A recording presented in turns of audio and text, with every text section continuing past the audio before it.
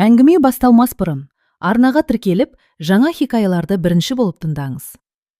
Той біткен күннің ертеңінде үй тым-тыныш болып кетті. Кеше ғана осы аулада күлкі, музыка, адамдардың у-шу дауысы үзілмей тұрған еді. Ал бүгін тек сағаттың тықылы ғана естіледі.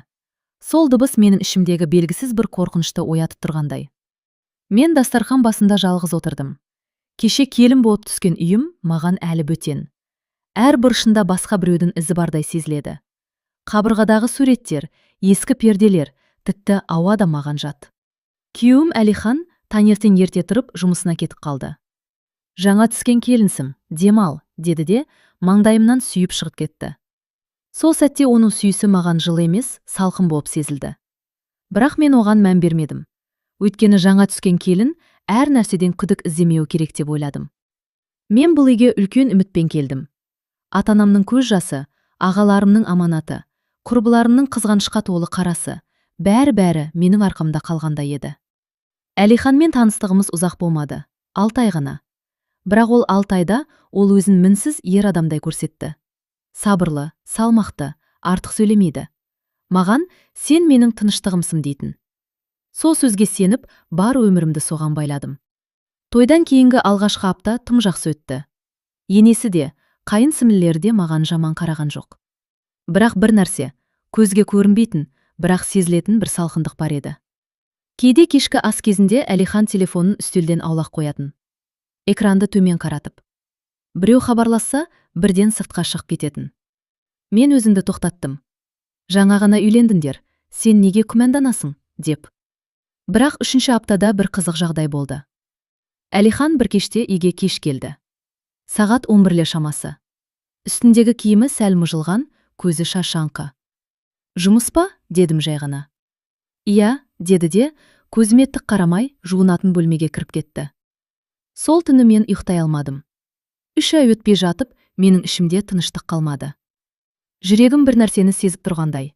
Бірақ не екенін білмеймін. Бір күні енем екеуміз шай ішіп отырдық. Ол бір сәт үнсіз қалды да, кенет. Қызым, сен Әлиханды бұрыннан танисың ба? Деп сұрады. 6 ай, дедім. Аз уақыт екен, деді де, әңгімесін басқа жаққа бұрып жіберді. Сол сәт менің ішімде бір нәрсе үзіліп кеткендей болды. Тойдан кейінгі 3-ші айға таяғанда, бір кеште Әлихан телефонды үйде ұмытып кетіп, өзі сыртқа шығып кеткен еді. Телефон үстелде дір ете қалды. Экранда бір есім жанды. Айжан. Жүрегім тоқтап қалғандай болды. Мен телефонды қолыма алдым. Сол сәттен бастап менің өмірім екіге бөлінетінін білмедім. Телефон қолымда дірілдеп тұрды. Экрандағы жазу анық, қашып құтылмайды. Айжан. Жүрегім дүрсілдеп, құлағыма қанның даусы естілгендей болды. Қолымнан телефон түсіп кете жаздады. Бір сәтке бәрі тоқтап қалғандай. Үйдің іші тым-тыныш. Сағаттың тықылы да естілмей қалғандай. Айжан кім? Бұл сұрақ миымда 1000 рет қайталанды. Бірінші ойым әріптесі шығар. Екінші ойым туысы шығар. Үшінші ой айтуға қорықтым. Телефон қайта дір етті, хабарлама келді. Жауап бермей жатырсың, бала ұйықтады, қашан келесің? Мен демімді ішіме тартып алдым. Бала? Осы бір сөз бүкіл үмітімді бір сәтте жермен жексен етті. Қолым қалтырап, диванға отыра кеттім. Көзіме жас келді, бірақ жылай алмадым. Тамаққа бірдеңе кептеліп қалғандай. Мен ештеңе жазбадым, телефонды орнына қойдым. Бірақ енді бұрынғыдай көрмеген адамдай бола алмадым. Сол кеш Әлихан үйге кеш қайтты. Есікті жай ашты, мені көріп, ұйықтамадым ба деді. Жоқ дедім тыныш қана. Ол бетіме қарады, ұзақ, бірдеңе сезгендей. Жақсысы, ертең сөйлесерміз. Шашадым, деді де жуынатын бөлмеге кіріп кетті. Мен сол түні көз ілмедім. Ертеңіне таңертең Әлихан әдеттегідей ерте тұрып асығыс жиналды. Бүгін кешіріп келуім мүмкін деді. Қайда барасың деп сұрадым. Жұмыс, деді де көзімді айналып өтті. Ол кеткен соң үйдің іші маған тарылып кеткендей болды. Әр зат маған күдікпен қарап тұрғандай. Мен өзімді ұстап отырдым, бірақ ішімде бір дауыс айқайлап тұрды. Бұл жай ғана хабарлама емес. Түске таман шыдай алмадым, телефонды қайта алдым. Қолым дірілдеп тұр. Құпия сөзін білмеймін деп ойладым. Бірақ ол туған күнімді қойыпты. Сол күнді теріп көрдім. Телефон ашылды. Менің жүрегім сол сәтте шынымен тоқтап қалғай болды. Хабарламалар көп, өте көп. Кеше емес, бір апта емес, жылдар бойы жазысқан.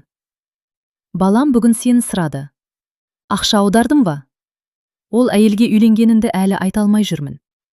Мен телефонды қоя салдым. Ештеңе көргім келмеді. Сол сәтте бәрі анық болды. Әлиханның өмірінде мен жалғыз емес едім. Мен кейін келген адаммын. Үйдің іші кенет суып кеткендей. Өзімді осы үйге сыймай қалғандай сезіндім. Айнаға қарадым. Кеше ғана келін болып түскен қыз бүгін бөтен әйелге айналып кеткендей. Кешке Әлихан келгенде мен үндемедім. Ол да үндемеді. Арадағы үнсіздік тым ауыр еді. Ақыры ол, бірдеңе айтқың келіп жүр ме деді. Мен терең дем алып, Айжан кім дедім. Ол сәл кідірді. 1 секунд. Бірақ сол секунд бәрін айтып тұрғандай еді. Ескі таныс деді ақыры. Бала туралы ше, дедім даусым дірілдеп. Ол көзін тайдырды. Ол бұрынғы өмірім деді. Сол сәтте мені ішімде бір нәрсе сынып түсті. Ал мен ше дедім. Мен сенің қандай өміріммін? Ол жауап бермеді. 3 ай өтпей жатып, мен өзімді бөтен біреудің орнын басып отырғандай сезіндім. Мені неке деп ойлағаным біреудің өтірік екен. Сол түні Әлихан басқа бөлмеде ұйықтады. Ал мен таң атқанша терезеге қарап отырдым.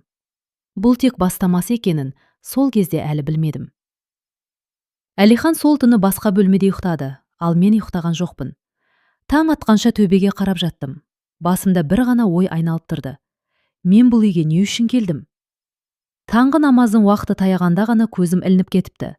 Бірақ ұйқы емес, ауыр бір түс сияқты болды. Біреу мені итеріп жатқандай, біреу есігімді іштен жауып жатқандай.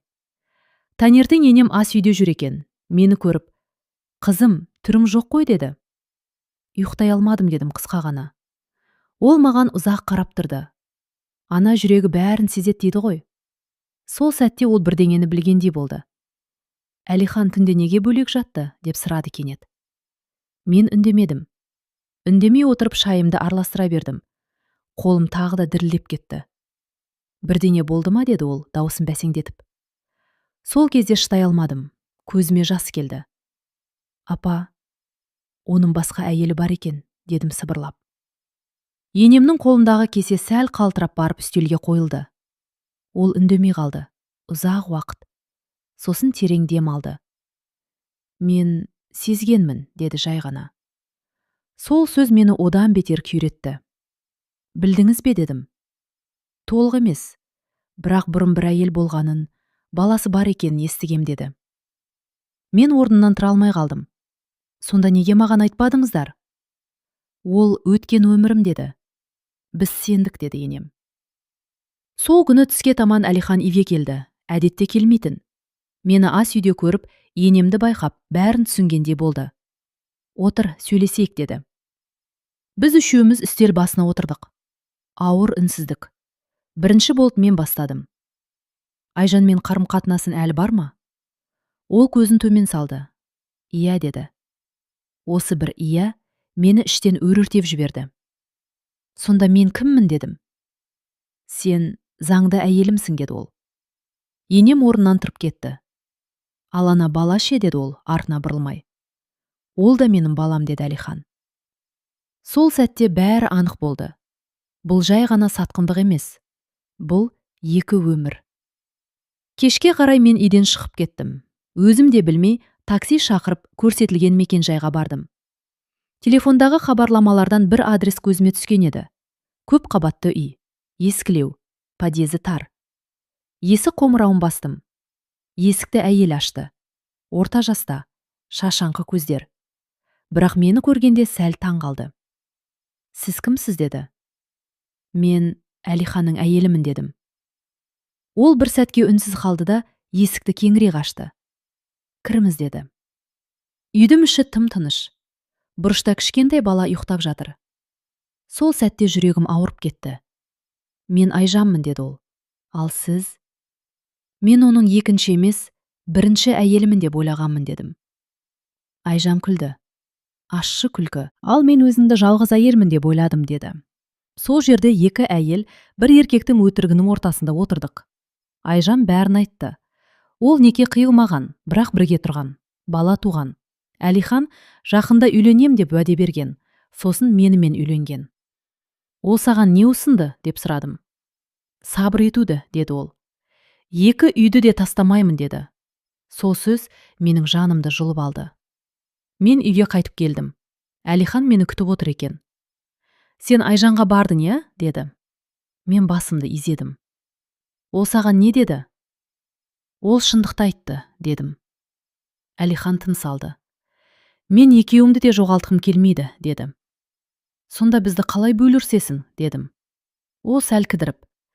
Бірім осы үйде, бірін ана үйде, деді. Сол сәтте мен орнымнан тұрдым. Ондай өмір маған керек емес, дедім. Бірақ ішімде бір сұрақ қалды. Мен шынымен кете аламын ба? Түн ортасы ауғанша көз іле алмадым. Әлихан екеуміз бір үйде болсақ та, екі бөлек әлемде жатқанда едік. Ол залда, мен жатын бөлмеде. Арадағы қабырға тым жұқа сияқты, бірақ үнсіздік тым қалың. Кету керек. Бұл ой санама қайта-қайта келді. Бірақ әр келген сайын артынан бір сұрақ еріп жүрді. Қайда? Қалай? Не бетіммен? Таңертең анама қоңырау шалдым. Даусын естігенде өзімді ұстай алмадым. Апа, дедім де жылап жібердім. Анам үнсіз тыңдады. Бәрін. Тойды, 3 айды, Айжанды, баланы. Ұзақ тыныштықтан кейін ғана. Қызым, бұл ауыр екен, деді. Жүрегім бір сәтке жылып қалды. Бірақ ол көпке созылмады. Бірақ әр отбасыда қиындық болады, деді анам. Бұл қиындық емес, апа, дедім. Бұл өтірік. Еркек қой, деді ол ауыр күрсініп. Сол екі сөз мені іштен тағы бір рет өлтірді. Еркек қой. Түске таман әкем келді. Үйге. Өзім тұрып жатқан үйге. Ол Әлиханмен бөлек сөйлесті. Не айтқандарын білмеймін. Бірақ әкем шыққанда жүзінен ашу емес, шашау көрінді. Қызым, деді ол маған. Қазір кетсең, жұрт не дейді? Жұртпен емес, өзіммен қалай өмір сүремін, дедім. Әкем үндемеді. Балаң жоқ, байлаулы емессің. Бірақ бір үйді бұзу оңай емес, деді. Бұл үйді мен салдым ба? Бұл өтірікті мен бастадым ба? Осы сұрақтарды ішімде қалдырдым. Кеште енем кірді, қолында шай. Қызым, деді ол жай ғана. Сенің жаным ауыр екенін білем. Онда неге мені тоқтатпайсыз, дедім. Ол көзін төмен салды. Себебі тоқтатсам, баламнан айырылып қалам, деді. Сол сәтте бәрі анық болды. Бұл үйде әркім өз шындығын сақтап қалғысы келеді. Ал мен тек шындықты ғана қалаппын. Әлихан сол түні жаныма келді. Мен саған үйреніп қалдым, деді. Үйрену сүю емес, дедім. Айжаннан кету қиын, деді ол. Ол баламның анасы. Ал менше, дедім тағы да. Сен тағдырым, деді. Сол сөз күлкілі естілді. Тағдыр өтірік айтпайды, дедім. Сен айттым. Келесі күндері үйге адамдар келе бастады. Туыстар, ақыл айтуға. Сабыр ет. Көргін бе, бәрі шыдайды. Бала үшін. Еркек қой. Әр сөз бір-бір кірпіш. Сол кірпіштерді менің арқама тиіп жатқандай. Айжан да хабарласты. Мен де шашадым, бірақ бала бар. Ол да тұзақта еді. Бірақ менің тұзағым қоғам. Оның тұзағы ана болу. Сол түні мен айнаға ұзақ қарадым. Көзімде үміт жоқ, бірақ қорқыныш бар. Қалсам өзімді жоғалтам. Кетсем бәрін жоғалтам. Таң ата шешім қабылдадым. Чемоданымды аштым. Бірақ есік алдында Әлихан тұр екен. Кетпеші, деді. Мен сенің екінші үйім бола алмаймын, дедім. Ол жылады, алғаш рет. Уақыт бер, деді. 3 ай аз уақыт емес, дедім.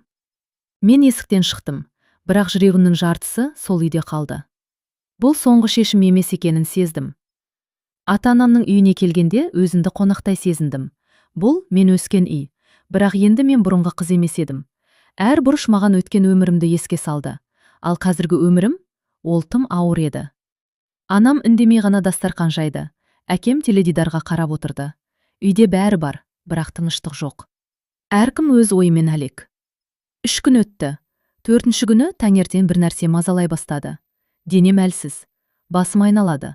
Ал ең бастысы, күнтізбеге қарауға қорықтым. Кешігіп жатыр. Жүрегім суып кетті. Жоқ, мүмкін емес дедім өзіме. Дәріханаға жалғыз бардым. Бетімді орамалмен жауып алғандай. Ешкім танық қоймасын деп айналаға жалтақтай бердім. Қолында кішкентай қорап, бірақ салмағы тас сияқты. Үйге келіп, есікті іштен жауып алдым. Күту өмірімдегі ең ұзақ минуттар болды. 2 сызық. Көзіме жас келді, бірақ бұл жолы жыламадым. Қуануым керек пе?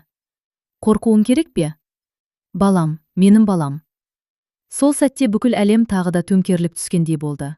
Егер мен кетсем, балам әкесіз қалады. Егер қалсам, өзімді жоғалтам. Анам бәрін бірден байқады. Бірдеңе болды ма деді. Мен үнсіз тесті көрсеттім. Анамның жүзі өзгеріп кетті. Я Алла, деді де отырып қалды. Кешке әкем білді.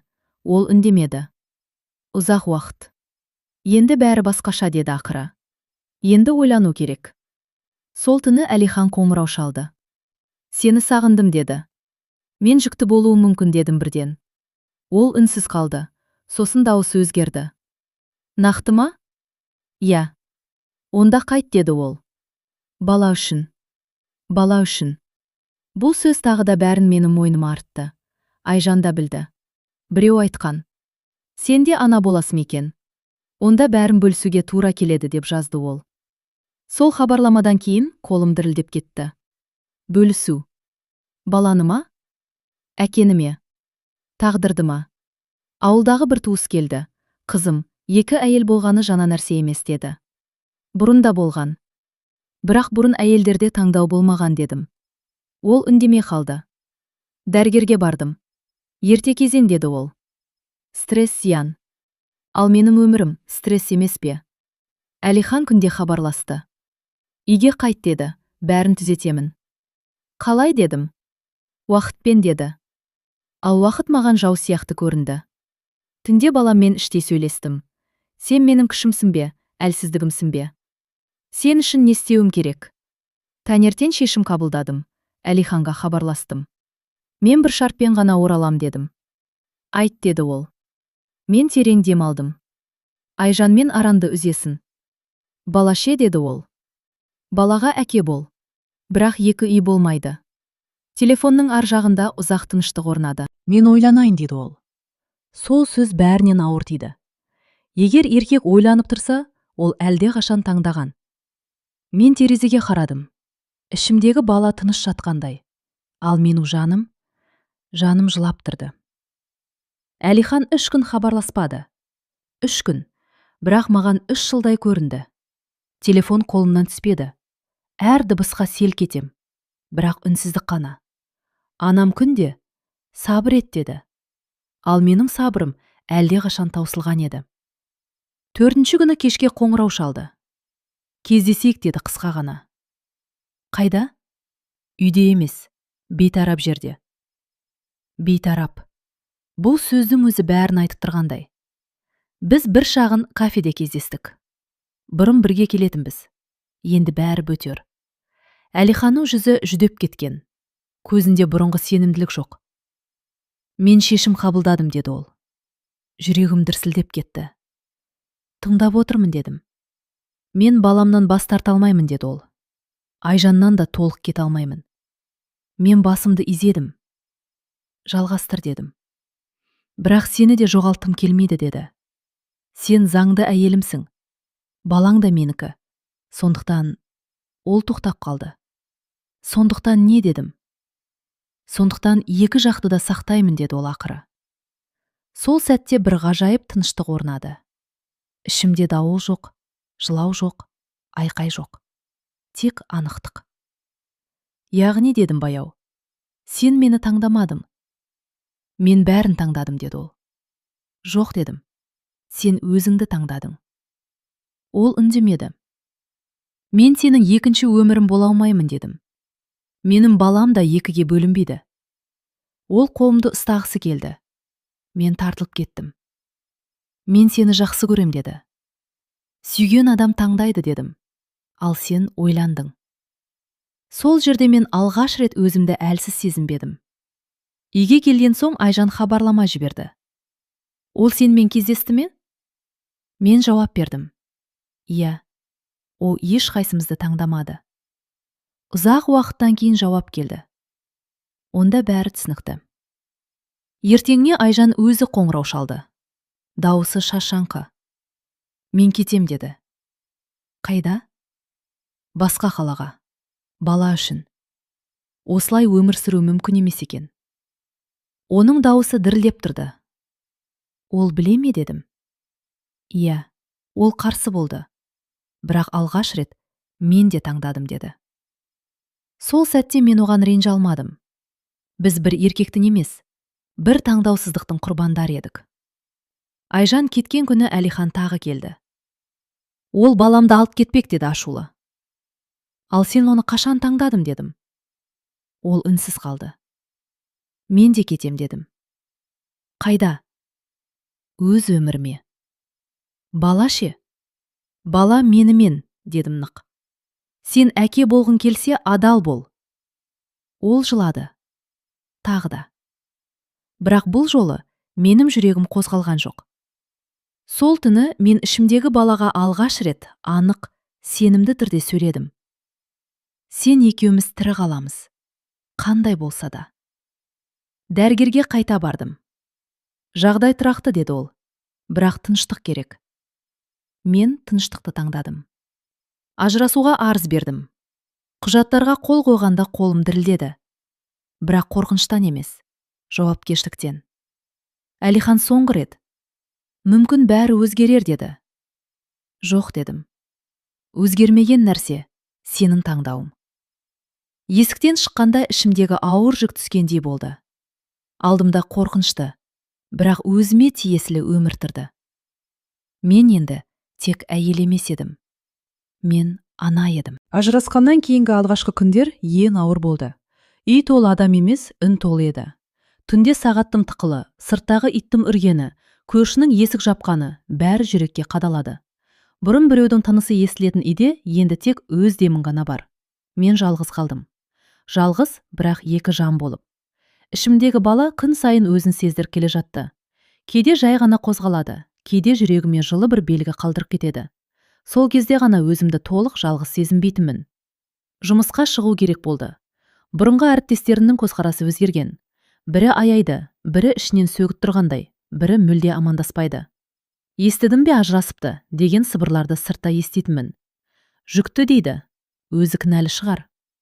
Мен басымды тік ұстап жүрдім, бірақ әр сөз жүрекке ине болып қадалатын. Бір күні бөлім бастығы шақырды. Жағдайыңды түсінеміз деді. Бірақ жүктілікпен жұмыс ауырлай ма? Ауыр емес дедім келді. Ауыр көзқарастар. Мен істей аламын дедім. Үйге кеш қайтатын болдым. Көшеде жүру оңайырақ, үйде ойлар көп. Анам жиі хабарласып тұрды. Қызым, дұрыс істедім дейтін. Бірақ даусында бір өкініш бар. Әкем бұрынғыдай көп сөйлемейді, бірақ кейде бәрі өтеді деп қояды. Айжаннан хабар болмады. Тек бір рет. Қала ауыстырдық, балаға тыныш деп жазды. Сол хабарды оқығанда ішімде бір жеңілдік болды. Бір бала болса да тыныш өмір сүрсе екен. Жүктіліктің соңғы айлары жақындады. Денем ауырлай бастады. Түнде ұйықтау қиын. Болашақ туралы ой одан да қиын. Мен жалғыз босанам ба? Қолымды кім ұстайды? Бір күні дәрігер. Қысымың жоғары деді. Көбірек демал. Демалу. Мен өмір бойы біреу үшін өмір сүріп ал өзім үшін демалуды енді ғана үйреніп жатырмын. Көршілердің бірі. Әкесі келмей ме деп сұрады бір күні. Жоқ дедім. Қиын ғой деді. Иә, қиын. Бірақ ұят емес. Түндердің бірінде толғақ белгілер басталды. Үйде жалғыз едім. Қолым дірілдеп, жедел жәрдем шақырдым. Жол бойы ішімдегі баламен сөйлестім. Қорықпа, біз мықтымыз. Біз бірге келеміз. Ауруханада бәрі тез болды. Ақ халат, суық жарық, бейтаныс адамдар. Бірақ бір сәтте бәрі өшіп қалғандай. Сол кезде мен тек бір нәрсені ойладым. Мен сені таңдап қалдым. Ауырсыну, айқай, көз жасы, сосын үн. Алғашқы жылау. Сол дыбыс менің өмірімді қайта жазды. Құттықтаймыз, деді акушер. Қыз бала. Қызым. Мен оны құшағыма алдым. Кішкентай, жылы, тірі. Сол сәттетте менің ішімдегі барлық қорқыныш жойылды. Мен жалғыз емеспін. Мен анамын. Перзентханадан шыққан күн әлі де есімде. Қолымда кішкентай қыз, ал ішімде бұрынғыдан мүлде басқа әйел. Күн сәулесі де басқаша көрінді. Адамдарда, өмірде. Үйге келген соң алғашқы түн ең қиын болды. Қызым жиі оянады, жылайды. Мен де жылаймын. Бірақ бұл жолы жылау әлсіздіктен емес, жауапкершіліктен еді. Тыныш қызым, деп сыбырлаймын. Біз бірге бәрін жеңеміз. Кейде өзіме сенбей қалам. Мен шынымен жалғыз істей аламын ба? Бірақ таң атқан сайын жауапты қызым береді. Ол тірі, ол маған сенеді. Анам күнде келіп көмектесіп жүрді.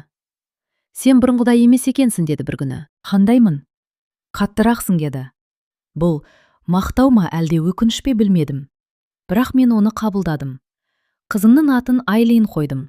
Бұл атты ешкіммен ақылдасқан жоқпын. Өз жүрегіммен